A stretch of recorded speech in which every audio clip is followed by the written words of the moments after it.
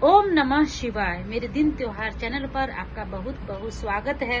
2025 में कब है जितिया, कब मनाया जाएगा जितिया, यह सब जानकारी लेकर मैं अपने इस वीडियो में आई हूँ।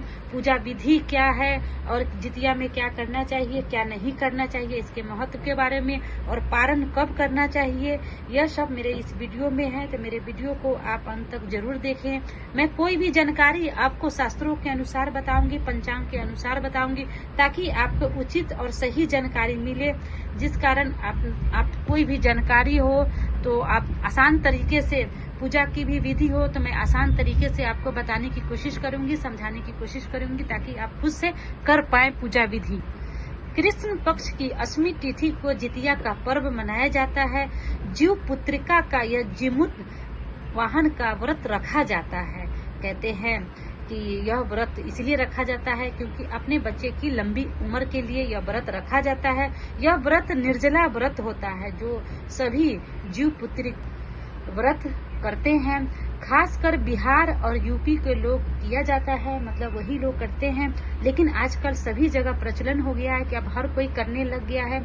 जैसे कि नवरात्रि की पूजा हर जगह होती है, उसी तरह करवा चौथ की पूजा अब हर जगह लोग करने लग गए हैं। उसी तरह यह जितिया का भी पूजा है जो हर जगह लोग, महिलाएं जरूर करती हैं अपने बच्चे की लंबी उम्र के लिए।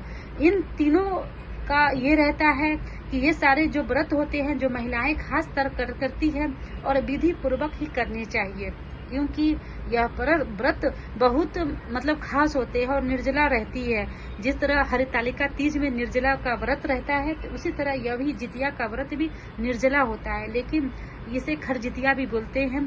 कुछ लोग जिनकी स्वास्थ्य अच्छी नहीं है तो वो आधा ही कर सकते हैं और शाम को सात्विक भोजन करते हैं, लेकिन अधिकतर लोग निर्जला व्रत ही सप्तमी तिथि को नहाय खाए होती है और अष्टमी तिथि को व्रत रखा जाता है और नवमी तिथि को व्रत का पारण भी किया जाता है। यह व्रत संतान की लंबी उम्र के लिए होता है, इसीलिए यह व्रत बेहद खास होता है। संतान के ऊपर कोई तरह का संकट आता है तो उसको, संकट को दूर करने के लिए यह व्रत किया जाता है। चाहे किसी को मतलब बेटा की कामना होती है तभी भी यह व्रत रखा जाता है। अच्छे स्वास्थ्य के लिए, बच्चे की अच्छे स्वास्थ्य के लिए यह व्रत रखा जाता है। माताएं बहनें व्रत रखती है। नहाय खाए के दिन नेनुआ का साग और मरुआ की रोटी, अरबी की साग सब्जी, और जो नॉन वेजिटेरियन होते हैं वो मछली जरूर खाते हैं। लेकिन कुछ लोग मछली नहीं खाते हैं, जो सात्विक लोग होते हैं वो मछली नहीं खाते हैं, लेकिन बिहार साइड में मछली खाया जाता है। तो इसीलिए मैं इस व्रत के बारे में पूरी डिटेल के साथ आप लोगों को बता रही हूँ। अगले दिन निर्जला व्रत रखना है और जितिया का धागा भी जितिया वाले दिन ही पहना जाता है। व्रत के दिन एक दिन पहले सरगई खाई जाती है, जिसमें ये होता, जिस तरह करवा चौथ में सरगई खाई जाती है उसी तरह इसमें भी सरगई जरूर खाई जाती है जितिया वाले में। तो फ्रेंड्स, ये सब चीज का ध्यान रखिएगा।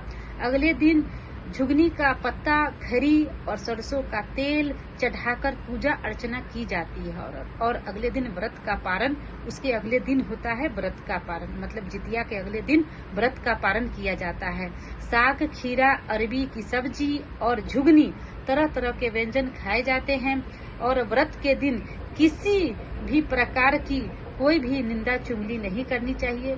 इस दिन का बिल्कुल खास कर ध्यान रखना चाहिए। अब मैं आपको बताऊंगी पूजा की विधि क्या है।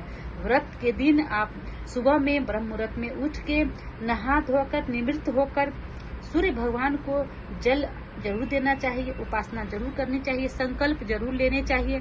घर के मंदिर में चौकी लगाकर सूर्य देव की प्रतिमा स्थापित करें और पूजा करें। धूप दीप और निवेद्य भी चढ़ाएं, आरती भी जरूर करें। इस दिन मिट्टी और गाय के गोबर से, मतलब सियारिन और चील की मूर्ति बनाकर पूजा अर्चना की जाती है। और फ्रेंड्स, और कोसा से बने जीमूत वाहन भगवान की पूजा अर्चना की जाती है। धूप दीप अक्षत फूल अर्पित की जाती है। व्रत की कथा पढ़ना चाहिए या सुनना जरूर चाहिए। आखिरी में आरती किया जाता है। फिर आप प्रेम से क्षमा प्रार्थना जरूर मांगनी चाहिए, क्योंकि कोई भी पूजा अर्चना जब आप करते हो तो लास्ट में आपको क्षमा प्रार्थना की विधि बनाई गई है कि क्षमा प्रार्थना। अगले दिन इस व्रत का पारण होता है। फ्रेंड्स, किसी भी जरूरतमंद को दान जरूर देना चाहिए, क्योंकि दान का बहुत महत्व होता है। जैसे आटे, चावल, दाल, नमक ये सब मतलब रख के ब्राह्मणी को दान देना चाहिए, नहीं तो गरीबों को दान जरूर देना चाहिए। कहते हैं व्रत के बाद दान का बहुत महत्व होता है। कहते हैं बुरा जो ग्रह होते हैं वो दूर होते हैं और हमारे जीवन पर, हमारे जो मतलब जिनके लिए आप यह व्रत कर रही हैं, बच्चे के स्वास्थ्य के लिए, उनके जीवन से मतलब खुशियां ही खुशियां उनके जीवन में आती हैं, बुरा ग्रह दूर होता है। इसलिए इसका दान का भी बेहद महत्व है। इसे आपको दान जरूर करने चाहिए। अब मैं आपको बताऊंगी कि पूजा कब है और 2025 में कब से शुरू हो रहा है और कब से खत्म हो रहा है।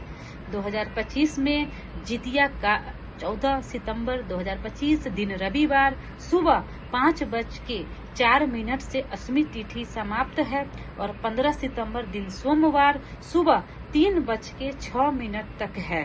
तो और पारण 15 सितंबर 2025 आपको पारण 15 सितंबर को करना है फ्रेंड्स, और 14 सितंबर को आपको जितिया का व्रत रखना है। तो आप बहुत ही प्रेम भाव से जितिया का व्रत रखें। घर में खुशियां खुशियां आएगी, आपके बच्चे को लंबी उम्र होगी, स्वास्थ्य अच्छा होगा। अच्छे मन से और किसी भी पूजा पाठ को विधि पूर्वक करती हैं तो कोई भी पूजा का फल जरूर मिलता है। बच्चे की अच्छी स्वास्थ्य के लिए, कामना के लिए, उनके जीवन में उन्नति के लिए यह व्रत रखा जाता है। तो जरूर यह व्रत जरूर रखना चाहिए। फ्रेंड्स, अगर यह मेरा वीडियो आपको पसंद आया हो और जानकारी उचित लगी हो तो मेरे वीडियो को लाइक और सब्सक्राइब जरूर कर दीजिएगा।